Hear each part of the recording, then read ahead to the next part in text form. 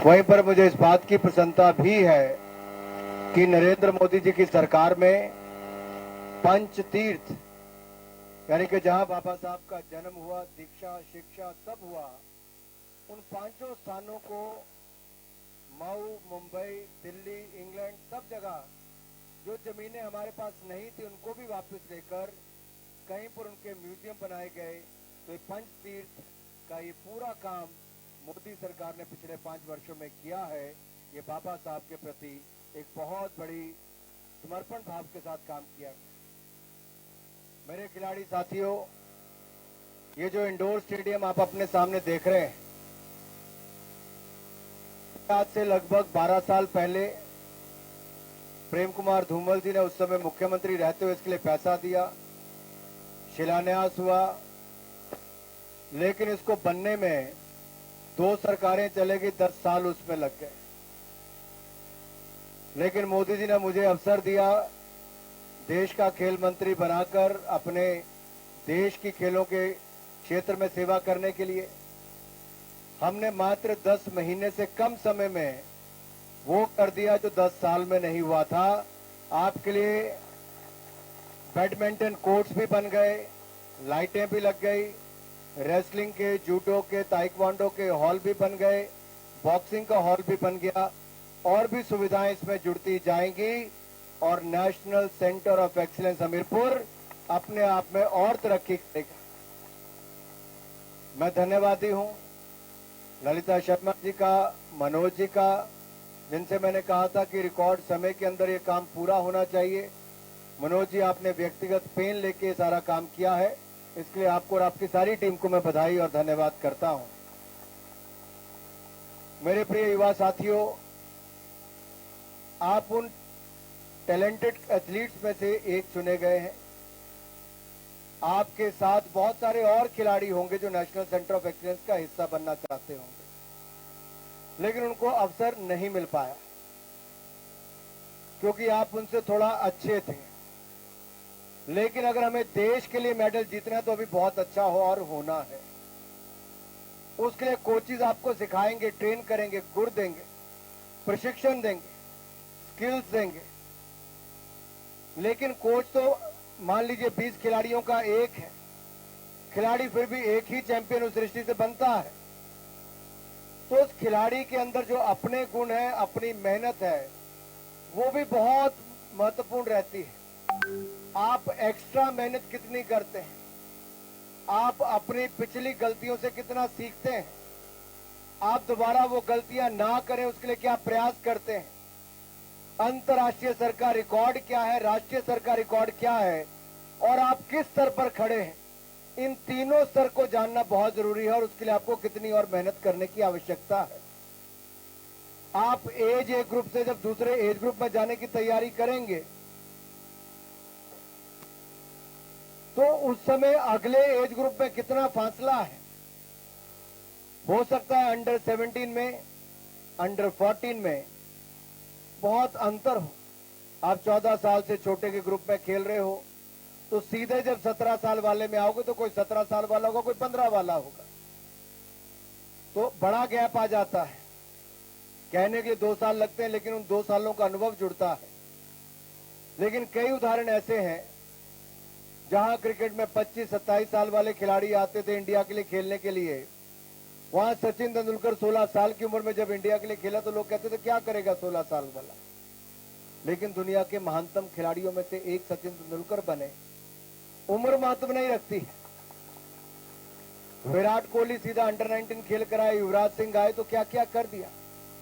इसी तरह से ही हमारे अन्य खेलों में भी बाकी बहुत सारे खिलाड़ियों ने अपनी तरफ से बहुत शानदार प्रदर्शन किया।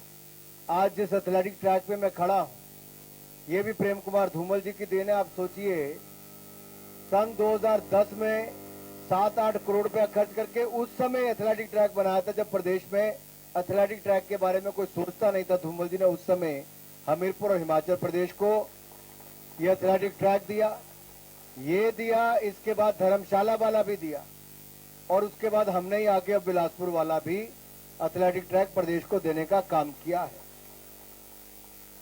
ये लगातार प्रयास हुए हैं कि खेलों को आगे बढ़ाया जाए। अधिकतर खिलाड़ियों के ध्यान में भी ये बात नहीं आती, मीडिया के भी, कि खेल राज्य का विषय है।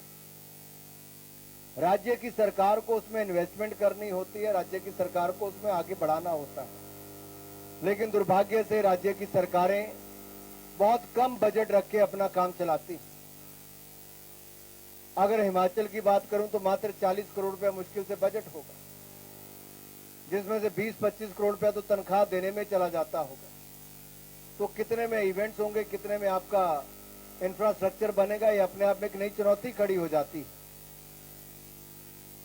इसलिए मेरा अनुरोध सदा रहता है हर मंच से कि चाहे खेल संघ हो, राज्य की सरकारें हो, केंद्र की सरकार हो, कॉरपोरेट जगत हो या इंडिविजुअल या एनजीओस हो, ये पांचों को इकट्ठे मिलकर आना है।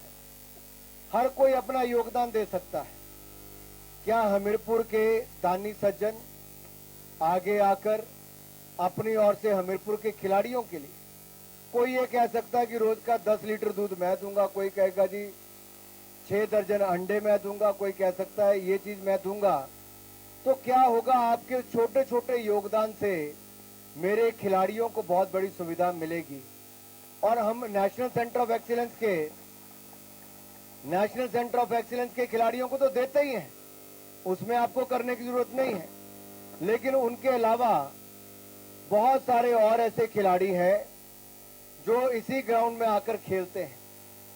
हम एक छोटा सा क्लब क्या यहां पर बना सकते हैं, एक छोटी सी संस्था का क्या ये प्रयास हो सकता है कि हम बाजार के ऐसे लोगों को जोड़ें या बाकी ऐसे लोगों को जोड़ें। कोई रिटायर हो गया, उसको लगता है कि मुझे दान देना है, वो वहां पे दे सकता है। कहीं पे हो सकता है किसी ने 6 गाय रखी हो, उसको लगता है मैं वैसे 5 लीटर दूध एक्स्ट्रा दे सकता हूं, तो क्या ले सकते हैं। मुझे याद है हमारे समय में एक अंडा कैंप चलता था, उसको दूध और अंडा कैंप कहते थे। तो उस समय भी स्पोर्ट्स डिपार्टमेंट चलाता था, 1 गिलास दूध मिलता था और 2 अंडे खाने को मिलते थे। लेकिन खिलाड़ियों को, कईयों को वही अट्रैक्शन होती थी कि जाओ भाई, खेलेंगे भी, खाने के लिए भी मिलेगा और अच्छा करेंगे। फिर स्कॉलरशिप मिलती थी। मुझे कहते हुए प्रसन्नता है कि कम से कम मोदी जी की सरकार में पिछली सरकार के मुकाबले यूपीए की सरकार के समय 964 करोड़ रुपया बजट था, जो बढ़कर 3,397 करोड़ रुपया कर दिया है। 3 गुना से ज्यादा कर दिया है।